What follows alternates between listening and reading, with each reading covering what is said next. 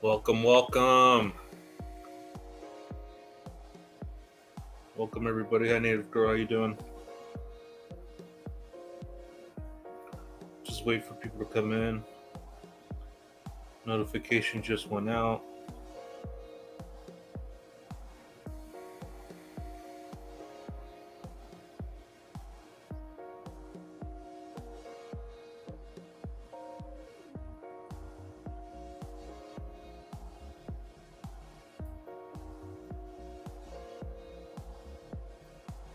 Welcome, welcome everybody. Hit that like button.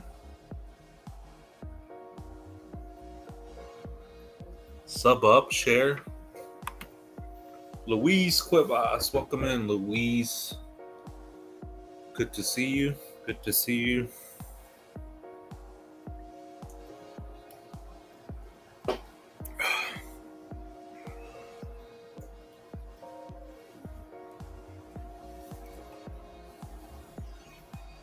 Sub up, share.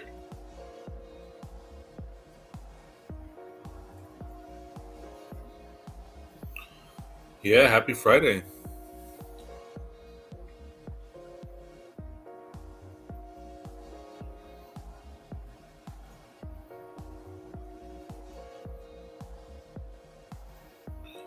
TGIF.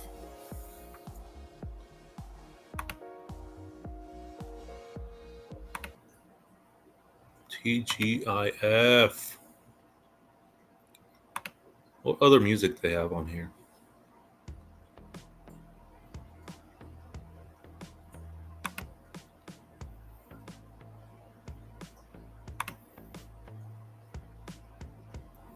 This week was long, I think. This week was long. Lisa, welcome back. Welcome back. Good to see you. Hey, Beam Baby, how you doing? You watching the fight tomorrow?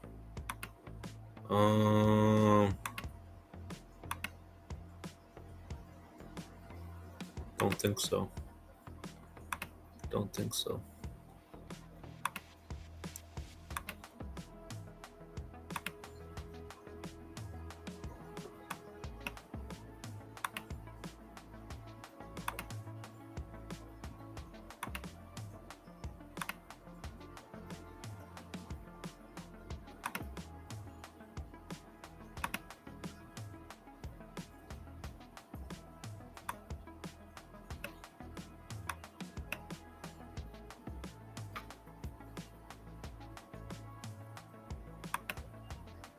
That's cool. They have like a bunch of other music in here.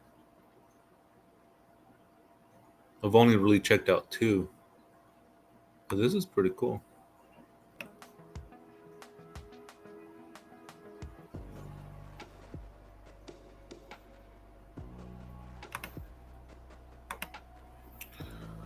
I need an intro for sure. Yeah, who's fighting tomorrow? Canelo? Mike Tyson? Floyd Mayweather? Who is fighting tomorrow?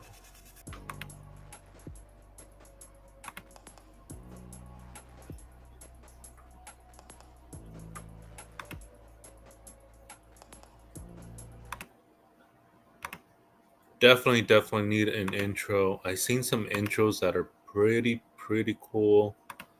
I'm gonna reach out to a creator, and she's got a really cool intro. Uh, yeah, Lisa, go for it. Can I tell you something about your earlier vid? Yeah, go for it. Yeah, Lisa, go for it.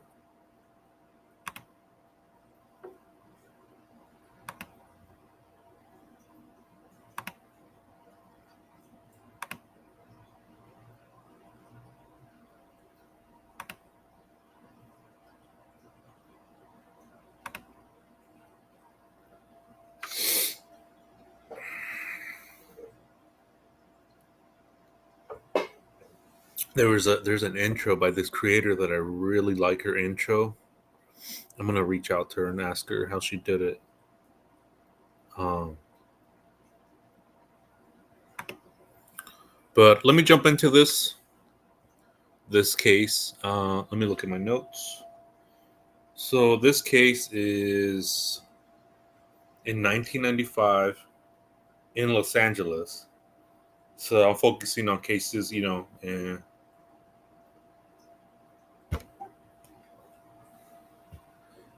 oh, really?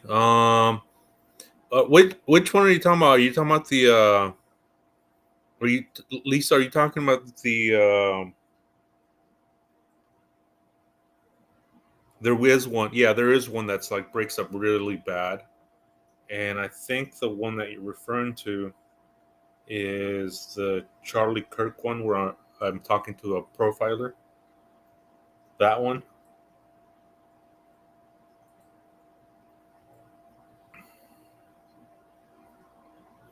If it's that one, I did another live. After that, I called my company, the internet company, the arrest one with the presser. Oh, really? Oh, wow. Huh.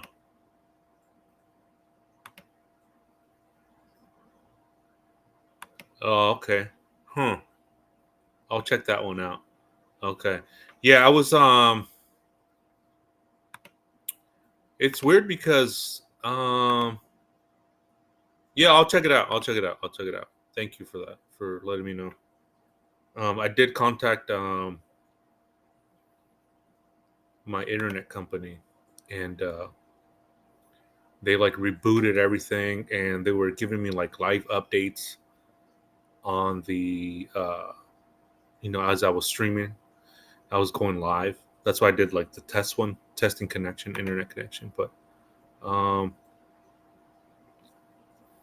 can you guys hear me okay right now? Yeah, thank you, Lisa. I'll check it out. I'll check it out. When I was live, Mustang was in there, Ben was in there, two of my mods, and they didn't say that it was choppy or anything like that. So I'm not sure, but maybe when it uploaded, something might have happened. I'm not sure, but I'll check that out. Thank you.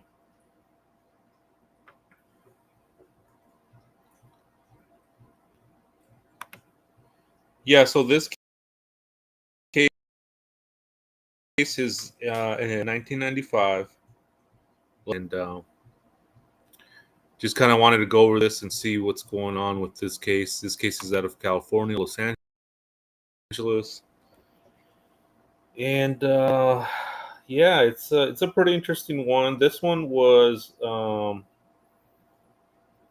wild. Yeah, this one is wild too.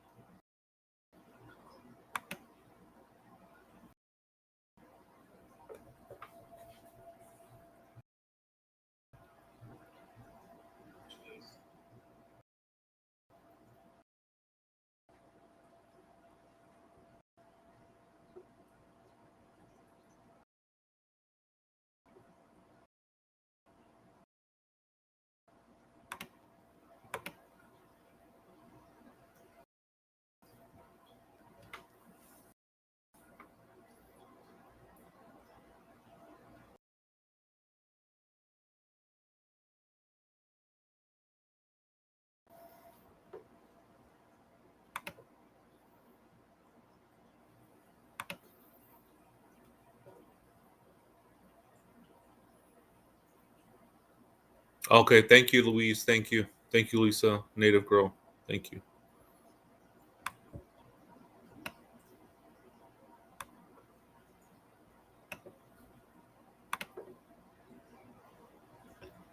Yeah, so this right here, it's you have a Lexus, a dry lake bed, and a story that keeps changing.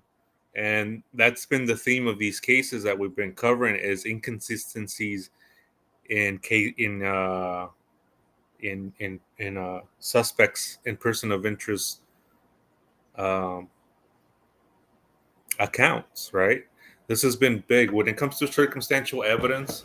This case, I'm just doing it alone, a case alone by itself. It's really not a no body. The body was recovered later, but in the meantime, there was no body at the time. Obviously, there's certain things like that that happened that transpired that we're going to go over.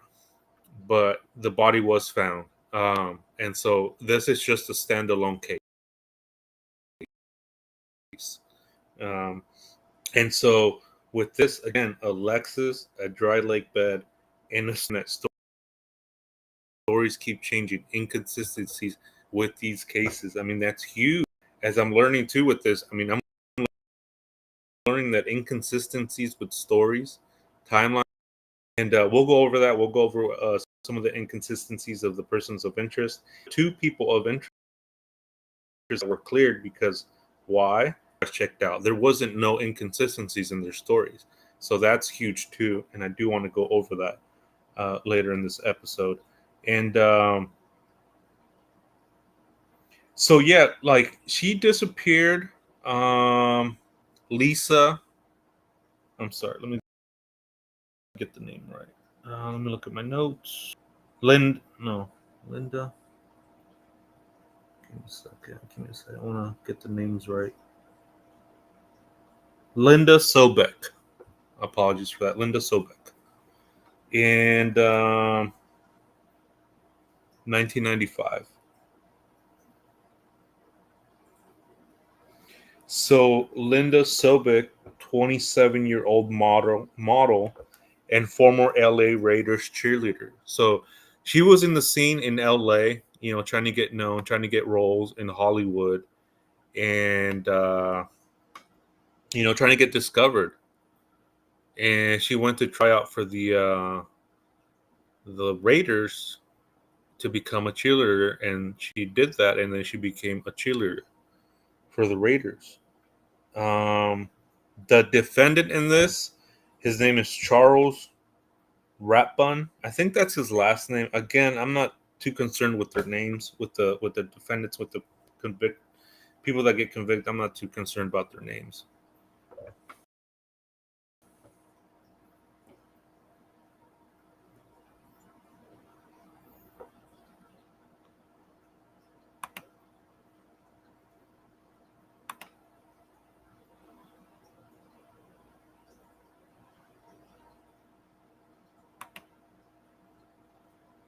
Just give me a second. I'm going to close out some of these tabs. It's really slowing down the computer.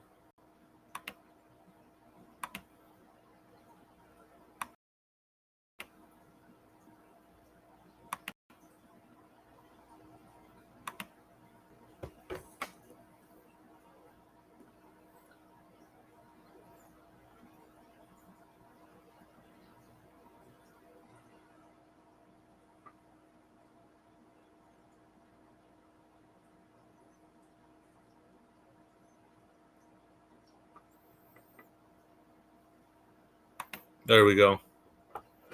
Close out some tabs. Dandy's in the house.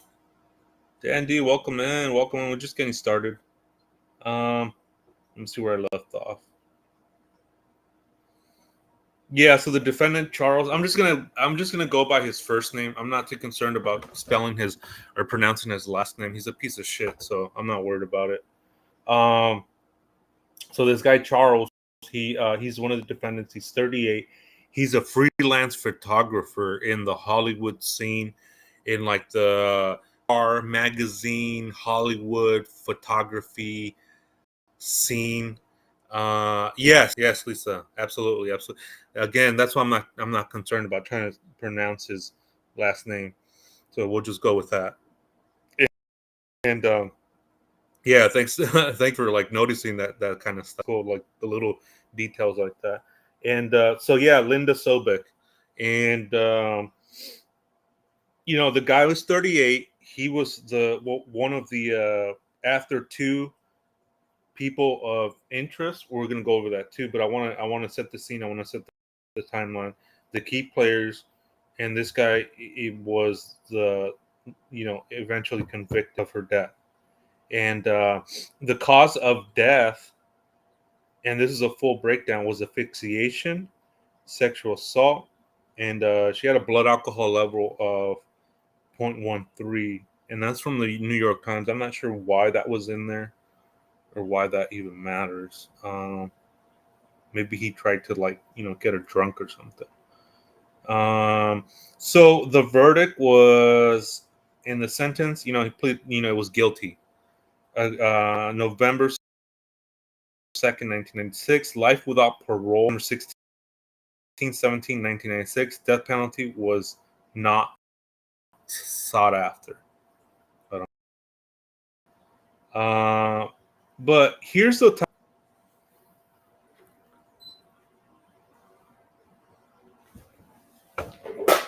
Oh shit! Oh, hold on a second. I just spilled my drink.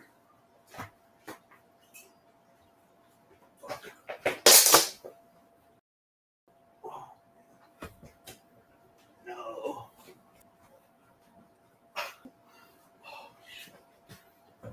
Damn. I just spilled my drink.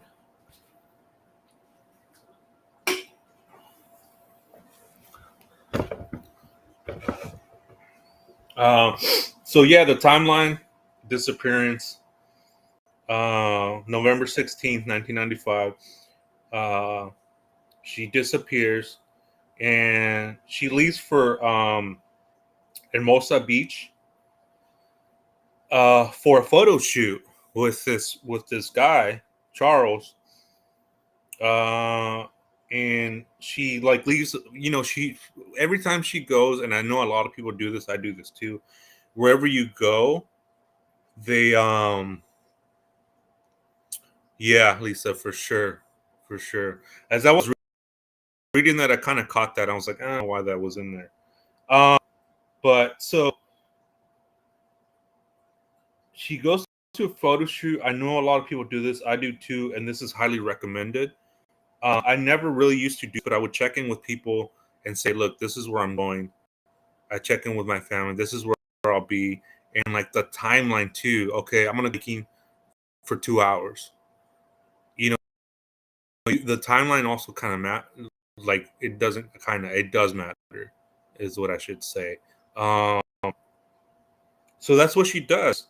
That is her routine, is calling people, calling her mom, calling her family. Hey, I'm gonna go to a photo shoot. Hey, I'm gonna go this to try for the to be a cheerleader. I'm gonna go to the gym. I'm gonna be there for an hour. So that's real important in this story too, is because she never calls her mom back. The message never calls her back. So she goes missing. Poof, gone. Okay, so November 17th through the 20th. Search ignites. People are scrambling. What's going on? Where's she at? She never returned my call. This is out of character. I mean, how many times have you heard that? This is out of character. Big time. And that's important. So the search former cheers, they mobilize, get going. They say, let's start looking. So media attention, the media starts following this case. Hey, Cindy from South Florida, welcome in, welcome. They start to mobilize, which is cool because that's what friends and family are for too.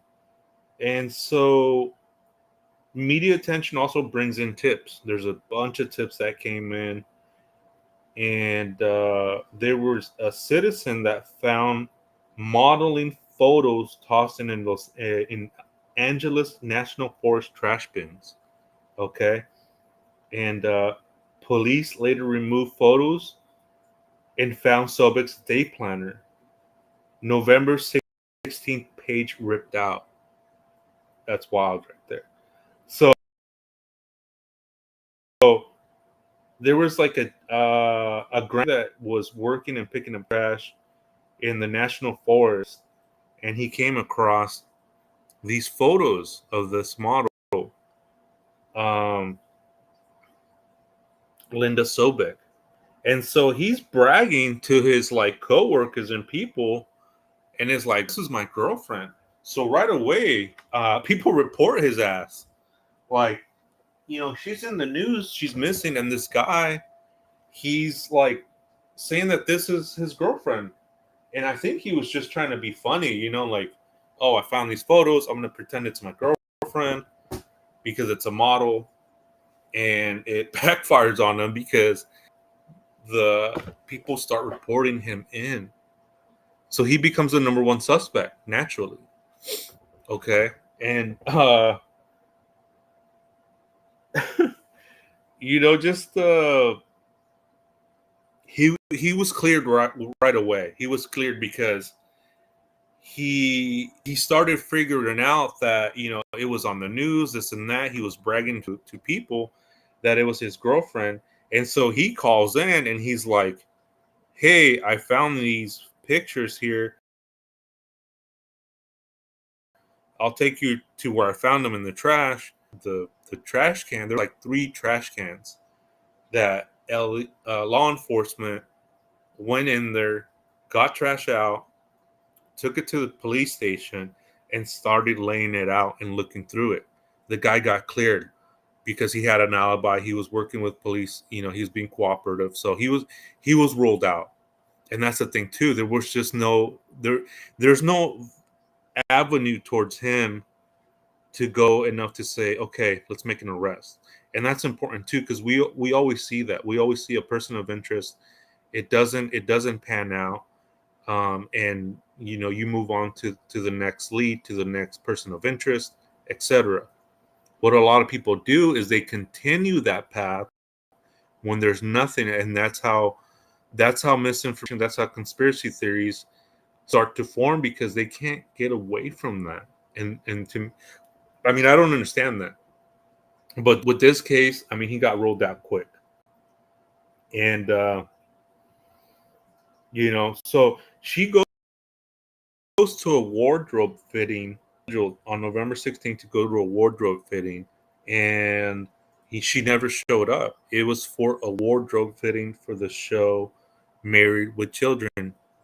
I don't know if any of you are familiar with that show growing up, but I used to watch that show, old school show, and she was supposed to, um, yeah, just to check it out, see if there's any roles for her, and she doesn't make it. So again, that's out of character. Okay, you're in Hollywood, you're in LA, you're trying to get roles, and you miss this role. Not gonna happen. And so that was another red flag. Um, let's see. To my notes.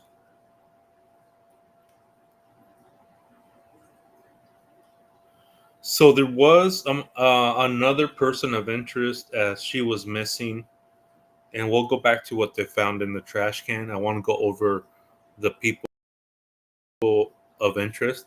Her ex-boyfriend was a bodybuilder. He had rage, being aggressive. Yeah, that show was funny, and so he also was a person of interest, because what do law enforcement do? They go and they check out the people closest to them, and they work their way out. So this was the ex-boyfriend, and he was a person of interest. Um, yeah, for sure. Um, so the ex bodybuilder, and so he was physical, from what family members and friends were saying, that he was physical. So law enforcement focused on him big time. Okay, so they went that avenue. He was a person of interest, and they really focused on this guy. However, this guy had an alibi. He was out of town. Solid alibi, out of town. So he was ruled out pretty quickly too. Again, you start to see these things, circumstantial evidence, and a lot of the times people have alibis that are cleared. They have an alibi, they have eyewitnesses, they're somewhere else, they're not in town, and then they start going. They can't, they can't. Uh, they just don't go through that avenue. Hey, Frank, good to see you. Thank you, appreciate that. Thank you so much. They don't focus on it, and they have to move on.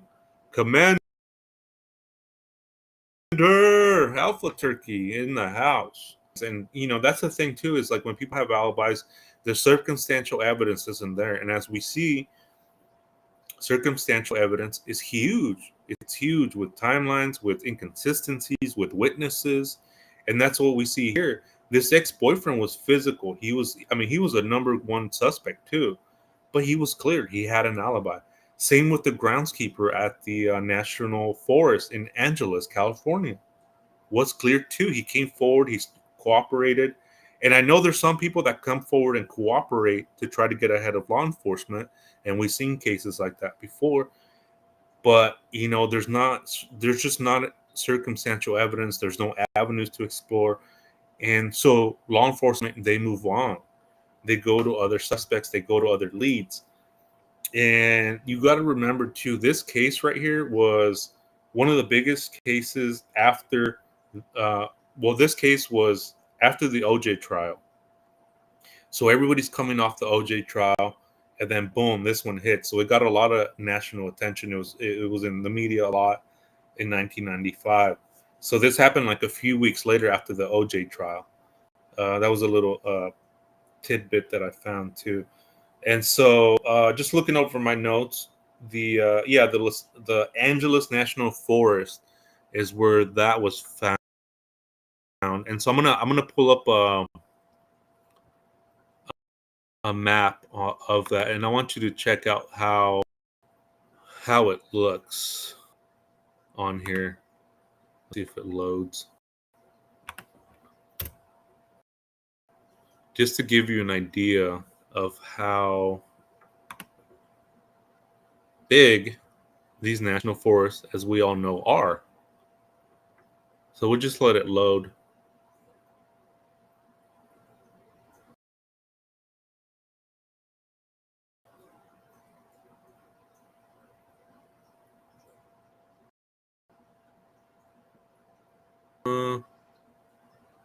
Okay, I don't think it's gonna load, but you get the idea. I'm gonna paint a picture.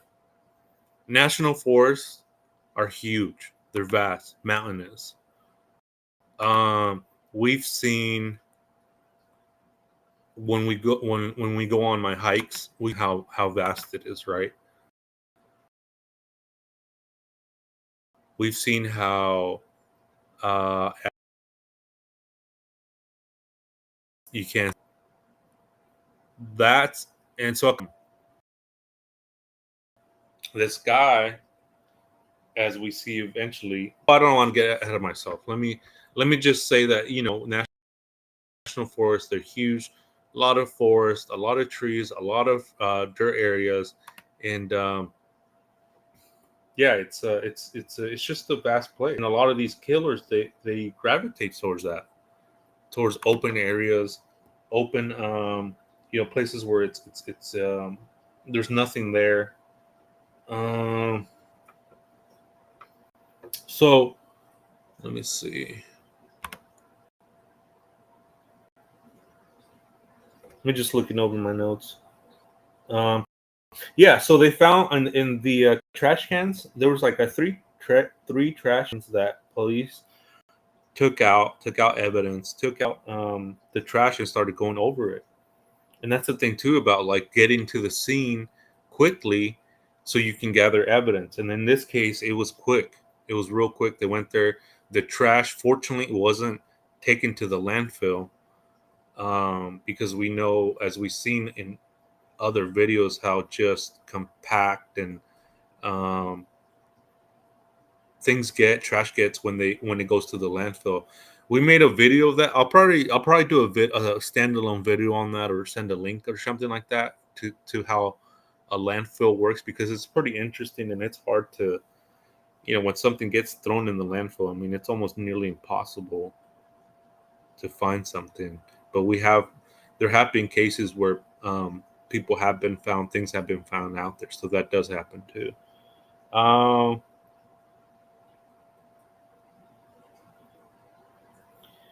so so they found a day planner, and in the in the trash can, they found a day planner. The 16th page was ripped out. That's when she was missing. And the national forest, the Angeles National Forest, it's like 1,000 square miles big. It's huge, huge. Let me go over my notes. So yeah, the friends go looking over there, and they start to find little tidbits here and there. I think makeup bag or something like that. They found like things from her. Okay, they still haven't found her body yet. Um, let's see. So in that trash can, there was a lease agreement for a Lexus. Law enforcement looks into it, and they found the name Charles on there. CR, Charles Ratburn, or something shit like that. And so they look on it, and he had the car checked out for the 16th through the 18th or something like that, I believe. But it was from the 16th through a few days. So they zeroed in on this lease agreement, and everything was in there: name, address, license plate number, dates. I mean, that was huge. That was a huge break in the case. So then they go and they question this guy. He's a photographer, and yeah, he was saying that yeah, he did see her. He did. Hey Mustang, welcome in. That he did see her for a photo shoot, and this is where the inconsistencies come from. And this is just off the top of my head because I was writing so much. They got they questioned him. One of the law enforcement officers was questioning him and was like, "Hey, did you see this person on this date?" Yes, I did. Okay, what were you doing? Well, we were gonna go to a photo shoot. She came into my car, into his Lexus, and this is what he said. He said, okay, I'm a photographer. I do things for Hollywood. I do things for magazines. But she was just not what I was looking for. Oh, that's not what you were looking for? Okay. When was the last time you saw her? November 16th, 1995, the day she went missing. Again, that's huge. You're putting yourself the last day you saw Lisa. Excuse me. So he's there with her. He's placing himself with her. He's placing himself right in other cases. You're putting yourself there the last day they were seen, the last day they were killed, the last day they went missing, and that's huge. You're putting yourself there the last day she was seen, November 16th. And so his excuse was like, "Oh, she's not what I was looking for." So she left. I told her, "No, thank you. I'm looking for something different." And so he says that was it. She left, got in her car, and he said he saw her drive away. It was at a restaurant. It was like a 24-hour restaurant where they met. Okay. Law enforcement goes and checks out his story. They go to the restaurant, and it's 24-hour restaurant. So the Lisa's car is still parked there. Never talked to cops. And so her car's there. So here we go with the inconsistencies. He said he saw her drive away, and that was a lie because her car was still there. It was still there. So Charles saying, I saw her drive away was a lie, was an inconsistency. So that's huge. And, then they started really focusing on him. Really, I mean, they were already, but then, more red flags, more circumstantial evidence with inconsistencies with his story just weren't adding up. Um, they picked up, drove away. So one of the lead detectives, his name's Sergeant Paul Saldens. I'm sorry if I'm pronouncing that wrong. And let me look at my notes because I'm trying to lead up to the arrest. Yeah, thank you everybody for joining in. Hit that like button, please. November 24th through 26th, her body and autopsy was found. This guy gets arrested. He gets detained. And he leads the detective to a shallow grave in the Angeles forest. Let me see. I have a little bit of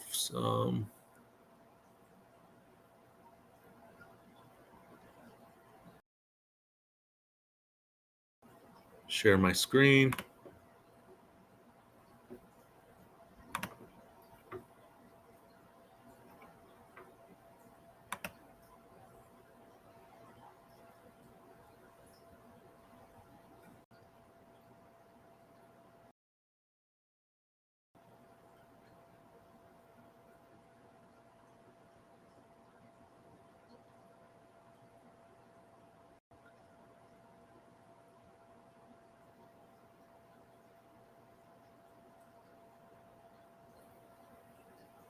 It's loading. Here we go.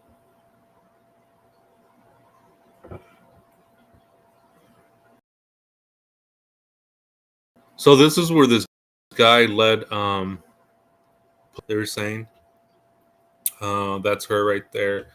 That's the coroner coming in, and it was found out that it was from strangulation. There was a $20,000 reward at the time. She was in the mainstream media, and yeah, I mean it's really sad. You know, you're just trying to work, you're trying to go make it big, and this piece of shit just takes advantage and does what he did. And so luckily he got arrested for it. Law enforcement was on his ass because of his inconsistencies with his story, and that's a little bit of that. And so they get him, they arrest him. Look at my notes.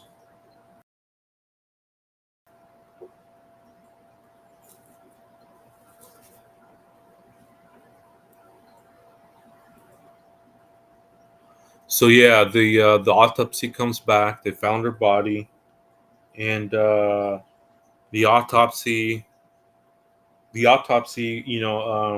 coroner comes back and rules it asphyxiation and sexual assault too. Yeah, it's wild. You know, you're just trying to work. You're just trying to do your thing. You're trying to make it. You're working hard, and there's always somebody out there with anger issues. There's always somebody out there that just is a piece of shit, and is trying to take away from what you're doing. It's just wild. So always be careful, who you're with, who you're around with, and follow your gut, follow your instinct. If you see anybody that's like either a man or a woman who just has anger inside of them, stay away from them. There's a reason why they're always blaming everybody else. And they can't get along with other people, and just keep your distance away from those types of people, and surround yourself with people that want the best for you. I always try to say a message in these videos, and always try to hit that home. It's just be careful who you surround yourself with. Trust your gut, trust your instinct, and because there's always someone out there that is seeing you happy or seeing your success, and they just want to bring you down with because they're just unhappy people. We see that all the time with this piece of shit. There was something wrong with it. He was unhappy. And what happened too was when they started seeing like his character, he was always trying to get at the models. He was always trying to do this and the other with the models, and they're just trying to work. They're just trying to get a photo shoot and do their thing. And he's has ulterior motives, and he has anger. He has issues. He has you know um, obviously there's just something wrong with this guy, and so it's just sad. It's just sad. It's just freaking sad. You're trying to do your thing. She's working, trying to get photo shoots, and from what I've read and what I've researched, she was a go getter. I mean, she was always at the gym. She was always booking appointments, photo shoots, trying to get on screen. You know what I mean? Became a cheerleader. Always had family around. Always checked in with family. I mean, she was great. She was a great person. Her friends went out there to search for her at the Angeles National Forest. Okay, I mean, damn, like she had everything going for her, everything. I think it might have just been that maybe rejection is my guess. He thinks he's this hot shot, and we see this we see this a lot with like gatekeepers, right? And that's another thing I have a problem with is people who have too much power in either in music, in video, and in Hollywood, whatever it may be. We see that a lot. We see that with gatekeepers in the music industry, in the movie industry. It's like a producer that says, "Okay, you have to, you have to go through me in order to make it big," right? We see that a lot. I have a problem with that because nobody should have that much power or influence for somebody they shouldn't be the only person or avenue to make it big or to succeed. I've always had a problem with that. That just to me that just it's just not okay. But slowly we're seeing that change. We're seeing that a little bit change, which is good.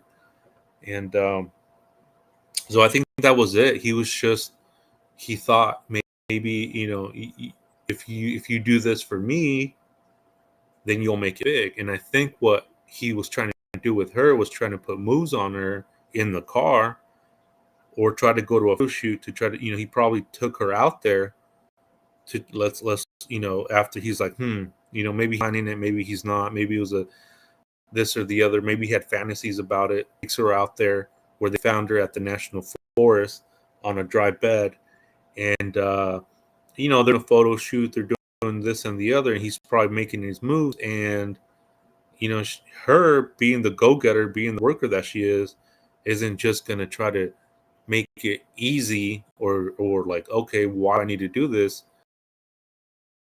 if I'm working hard for this, and if I have this yeah, and if I have for I was talking about earlier, married with children, she's going that after that. So she's probably thinking, why do I do this with this guy if I'm working hard, right? And as it should be on that merit. I think he got rejected, and that's when things went south, in my opinion. I do truly believe that. And yeah, so it comes back. It was strangulation, asphyxiation, sexual assault, and she was beaten so badly that law enforcement was saying that when he hit her so hard, her earrings caved into her neck. That's how hard he beat her. And that comes from a place of rage, place of rejection, right?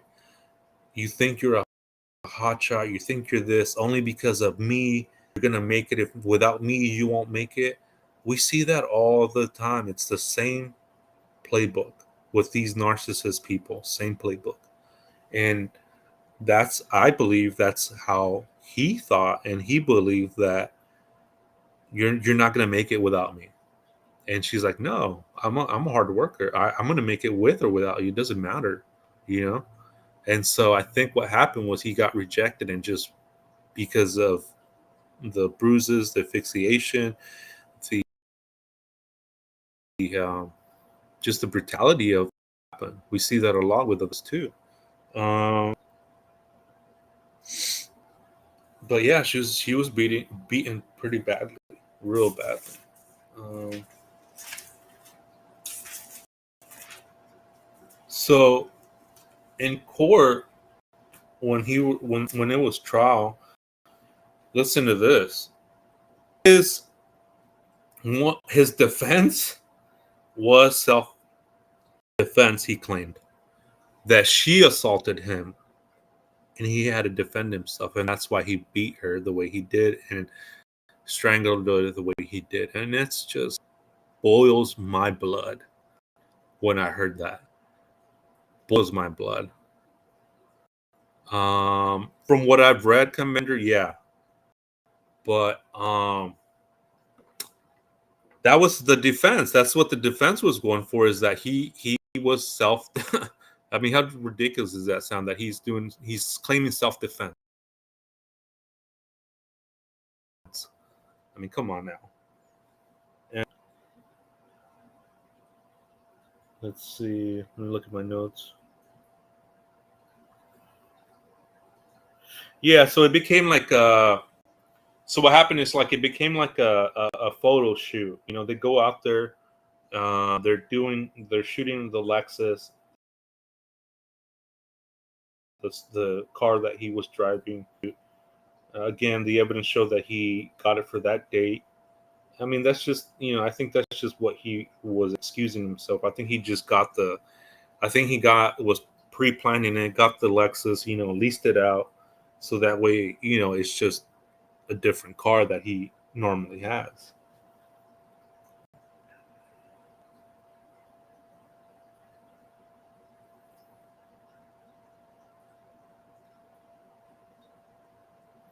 Yeah, so he testified in the trial. He did confess, but the judge suppresses that confessions. Yeah, right, Cindy. Yeah, that's when I heard that was his defense. I mean, I was blown away.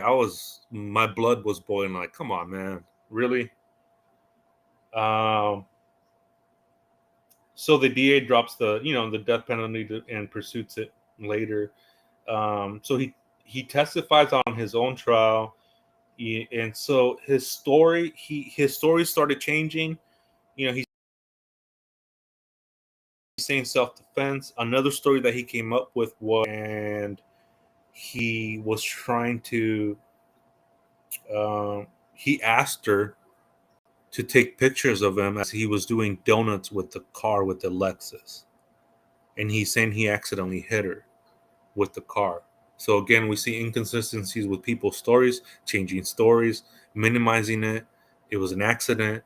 So he went with that too. Is he's saying, look, we were doing a photo shoot. I asked her to take pictures of me while I was doing donuts in the Lexus.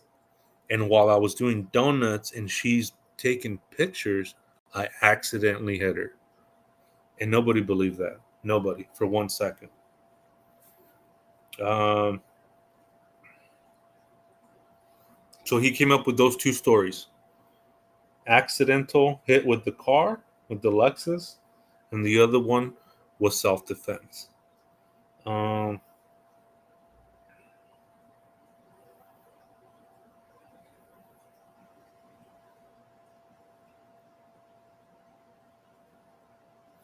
so yeah, I mean, we see, what the evidence, what it looked like was that. I'm going to go over that a little bit too. The coroner came back asphyxiation. Um, so there was undercuts, in her body. Um, he claimed it was an accident center. He claimed it was self defense, but the injuries from the autopsy just did not match with the story. They just did not match. Um, Also with the Lexus, there was paper trail, right?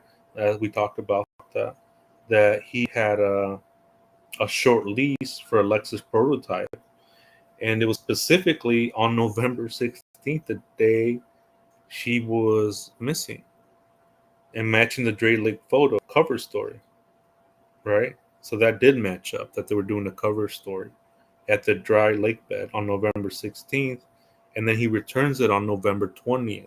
So that boxed them into that timeline, boxed them in um, when he returned the SUV. And again, go back to the inconsistencies with this story. Version 1, I accidentally with the SUV. No, that did not happen. Version 2, at the trial, she died by asphyxiation while he was restraining her during a fight. Oh yeah, this too. He said that it was during rough sex, that it was consensual. Again, stories start to change. As I start researching, you start to learn more. You start to see that his stories, there was uh, evidence of sexual assault. Okay, well, it was consensual. You know what I mean? It just keeps changing as the evidence comes up. Then he starts. We see that all the time. All the time. New evidence comes out. Oh, well, it was consensual. Mm, and it just didn't fit. So the jury just rejected that he did. So this was a no death penalty. The LA County DA opted against seeking it. So you know, this was heavy circumstantial evidence. He did confess, even though it was suppressed. That was suppressed. That didn't go into the court. Um, let's see.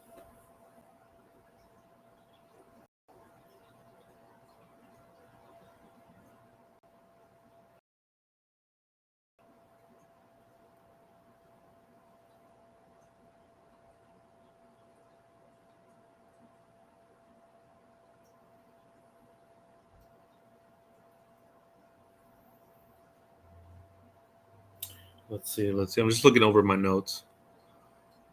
Yeah, a lot of bullshit from this guy. A lot of bullshit. I'm just going over my notes. Give me 1 second.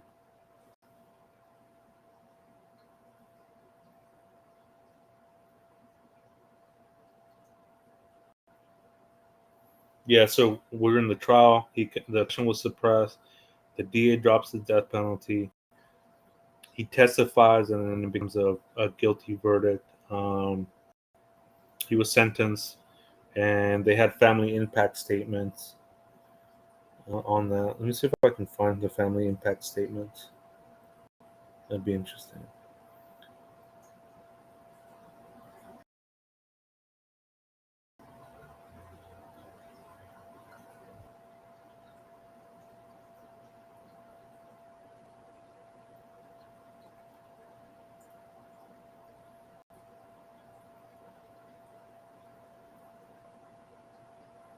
Yeah, there's an article here. I won't go over that. It's a lot of the same thing we covered.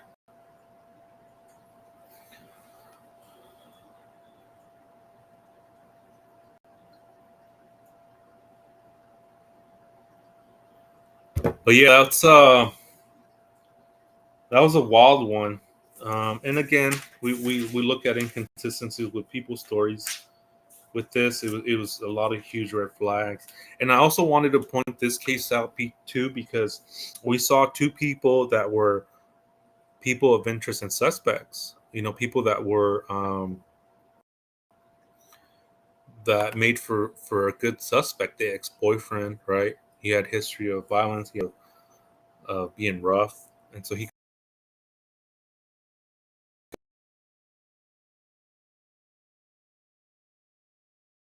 got looked into, and that same what's it called first too. He comes forward, he starts operating, and he gets cleared because there's just evidence. There's not enough circumstantial evidence to either to try him, to convict him, to charge him, and so they move on. A lot. Oh, did you? Wow.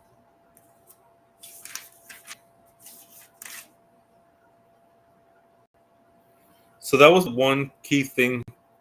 Takeaways from that too was that too. I always try to see and look and try to learn something new or try to highlight something. And I know with different people, you'll find different. Like for example, you might find something in there that you'll highlight in your mind and that sticks out. And for me, that stuck out too is the suspects. Is that they were suspects, people of interest, but then they were just cleared because they had alibis. They had, just it wasn't matching up with the timeline where they were, how they died, things like that, things of that nature. Yeah, that's the thing. They prey on things like that, and that's just a piece of shit. You know what I mean? You're working hard. You're going to the gym. You're going to auditions. You're going to photo shoots. You're moving to LA. You're moving to Hollywood, and this piece of shit just shatters that for you. I mean, you had a whole life ahead of you, and now he took that away.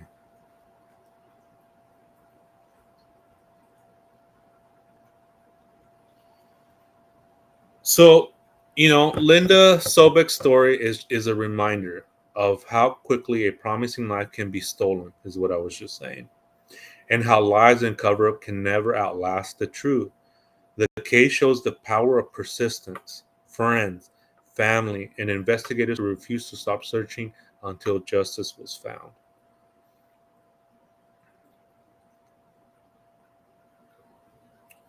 And most importantly, you keep everybody's memory alive. You keep Linda's alive. Not as a victim, but as a vibrant young woman whose story still matters today.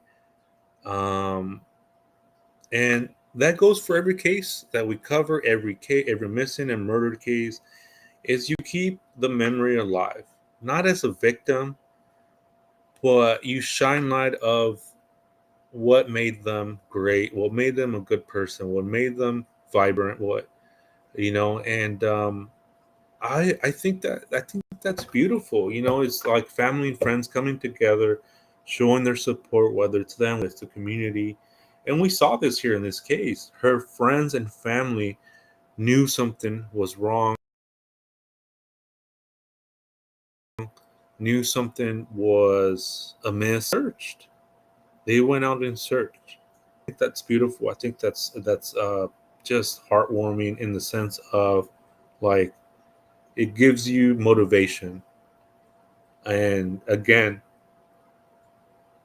we remember these cases not as victims, but in this case, a vibrant woman whose story still matters today. With every case you see, with every case I cover, and I think that's I think I'm gonna that's gonna be pinned big time. Is keeping the memory alive, keeping the memory alive with every case that I cover, for the missing and the murdered. Um, but yeah, that's it. That's what I have for this case, and I'm glad justice was served. Um, yeah, I don't know. It's just a sad case overall, and we see this all the time. And again, lock your doors, lock your windows, be rude if people are in your bubble.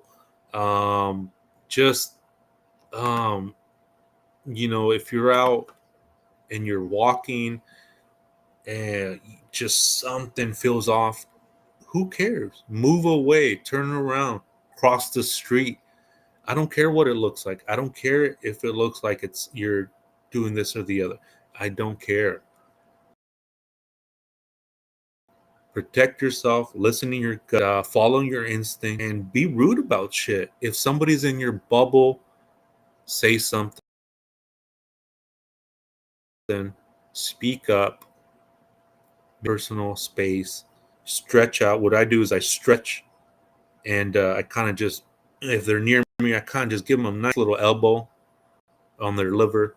It's like, dude, back up. You know what I mean? Why? Because we see that. We see people are trying to get information. They're trying to see your phone. They're trying to see your passwords. They're trying to see your PIN number as you're at the ATM or at the 7-Eleven. You're paying for stuff. They're trying to get up close. And I've seen that a lot where people get close to your bubble and they start trying to scan your cards. They try to scan your phone. They try to see your PIN, things like that, things of that nature. And you have to be rude. And I say rude because it's just a word that I think we all can understand. And you're not being rude. You're just taking care of yourself. You're taking care of your personal space. Why? Because you see these people out there all the time trying to get information from you, trying to get a one up you, trying to like we were talking about, preying on your hopes and dreams. And with Linda, she was a hard worker. She was a go getter. She didn't need to say, "Do this for me," or "You're not gonna make it." And so I think that's what pissed him off. And man, it's just sad. It's just heartbreaking. And again, just make sure you lock your doors, lock your windows. Don't let people in your personal space. Don't trust people, anybody, in the sense of like, you know what I mean. Just be careful. And again, when there's people that are angry all the time, always blaming other people, never taking accountability, always changing their story, always trying to gaslight you, trying to triangulate you, be careful with those people because those are red flags. Listen to your gut. Stay away from those people because there's something dark in their heart and their soul that makes them act the way they act. They're hurting inside. And with this guy, he had anger issues, he had rejection issues. And so when he met a powerful woman who said no, he trips out because he's probably used to, maybe getting his way in the sense of, because of me, you're going to make it. And that's not true. That's not true. You make it on your own merit, and you make it on how hard you work, and you make it on what you do, and yeah, that too, Cindy, for sure. And the merits of your work. And people see that. People see that. And when like this takes that away from a promising, strong woman who has everything going for her, that boy, I don't know. There's just something about that. There's something about that that just doesn't sit well with anybody. I think we all can agree with that. And just be careful out there. Read the signs. Go with your gut, and and sometimes you do the right things and things like that. And I don't know. It's unfair. It's an unfair life sometimes. I'll put it that way. And it just saddens me with every cases like this. And what we're gonna do is I'm gonna wrap this up. I'm gonna kind of on a happy note because that was kind of heavy. So we'll kind of just chill for a little bit of music, and yeah, I don't want to leave like on a heavy note. I'm gonna try this new thing where we kind of loosen up a little bit for the next few minutes, shake it off a little bit. I think we did that last time, and it was good. I think it went good. So let me put some music on after that heavy topic.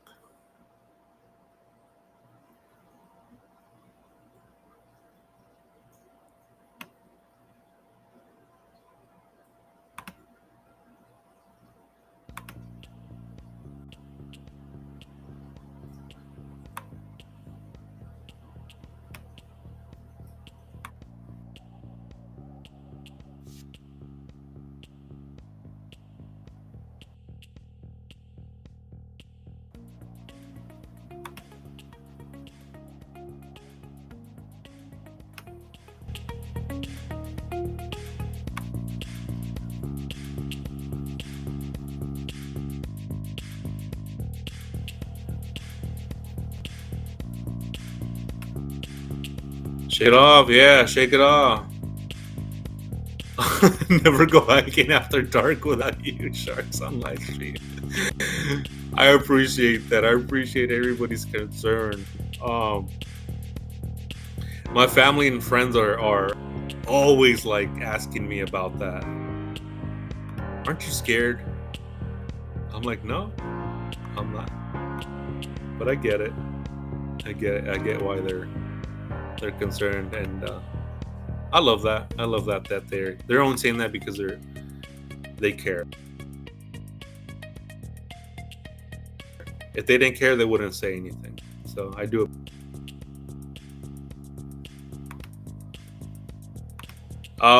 Commander, I know you didn't ask, but I'm saying there hasn't been any updates right now for the neighbor, but I feel like something is about to pop, and when that happens, I'll be there. You betcha I'll be there. So yeah, we're just gonna shake it off, stretch, grab some water, shake it off. part of the show where we.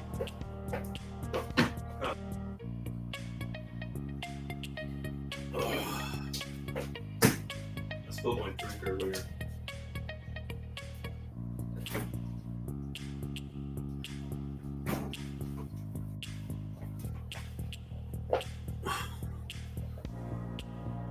But yeah, Commander, I feel like something is about to pop.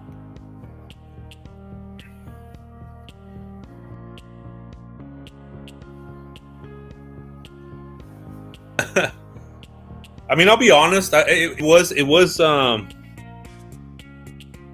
scary in the beginning. I'll be honest.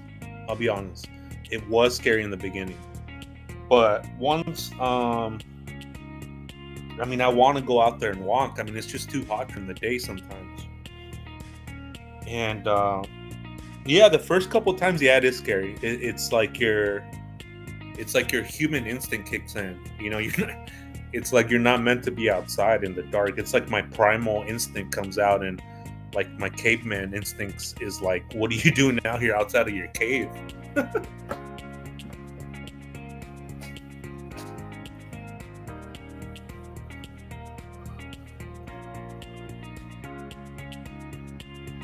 I might go tonight. I rescheduled a client. I had a client that I had to go check out, and I had to reschedule today to next week or Sunday or something like that.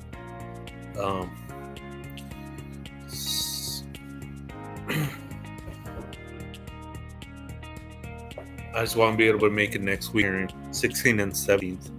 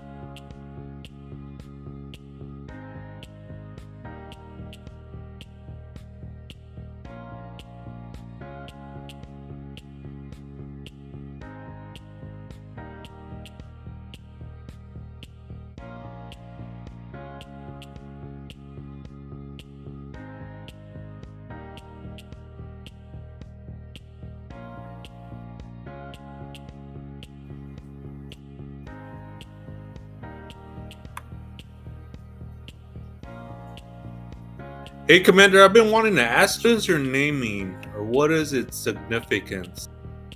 All right, Lisa, for stopping by. Appreciate you. Let me drop the Discord relation chat with fellow you like us people in chat, or if you have any information or things like that, let me drop it in.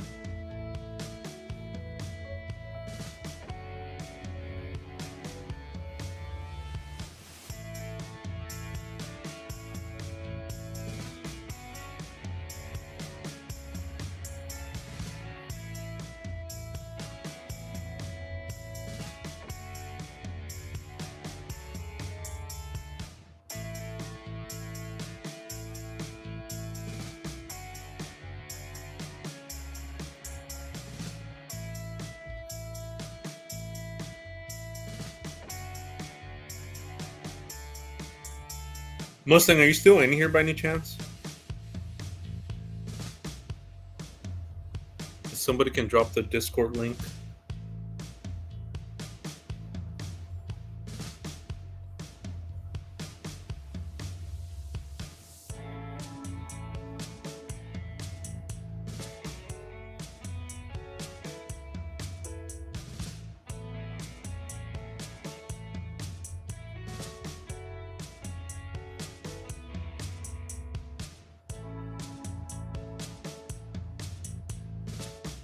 Oh, okay.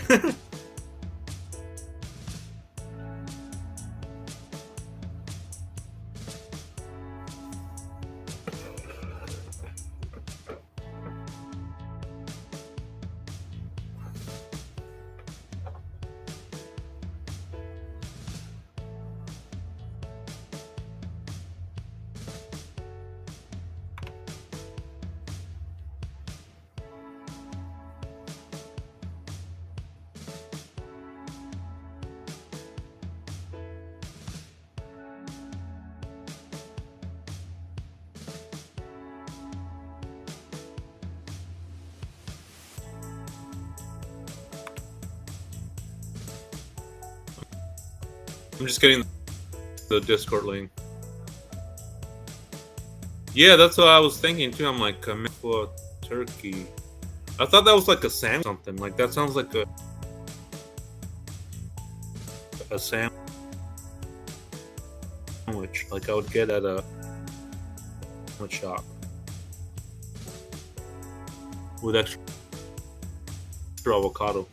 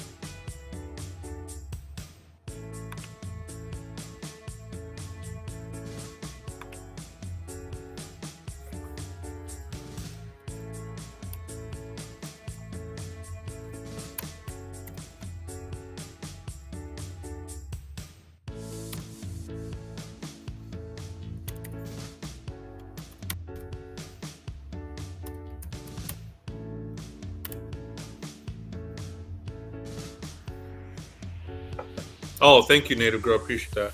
There's the Discord right there. If you want to continue the conversation, come to the Discord. It's pretty chill. It's just like this chat. Um, and yeah, if you want to just come hang out, get some updates. If you have any ups on cases and things like that, it's pretty organized in there. Again, it's pretty chill. And we welcome you. Commander, everybody else, if you guys want to join us, we'll be there. Usually it's pretty quiet in there, but sometimes we'll chill in there, and it's just a good place to touch bases, and sometimes people will send me latest updates on cases and things like that. And yeah, we're there. We're just chilling there, and we're, again, if you have any either case recommendations from your local area, I try to if it's local to somewhat of you, and if you want me to cover that case, yeah, let me know. That way, like if you're in that area, maybe you can get on site. Maybe I can send you some resources, so that way you can get out there for some gas and cover the case. It's from what I'm seeing, it's like when boots on the ground, or however you want to say. I don't know, however you want to say. You get to feel the experience, and then we can get your experience while you're there too. I'm starting to notice that's you get it a different perspective and a different light when somebody's there. It's just an idea. It's nothing. It's just something I came up with right now. And but overall, the Discord, come on in. It's super chill. It's been quiet lately. It's been yeah, but it's just there to touch bases. There's my email if you want to email just to say hi, see how you're doing too. There's my email. Feel free to message me. If you need anything, let me know. Message me. Yeah. Thank you, everybody. See you next time. Hit the like button on your way out. Thank you so much for joining me today. I appreciate you. I don't know if I'm going to go live later. I need to catch up on a lot of things. I think later. I'm not sure I want to. Maybe if I do, I'll send out a notification. Thank you so much, everybody, for joining me today, and I'll see you soon. I'll see you next time. Be safe out there. Thank you. Bye.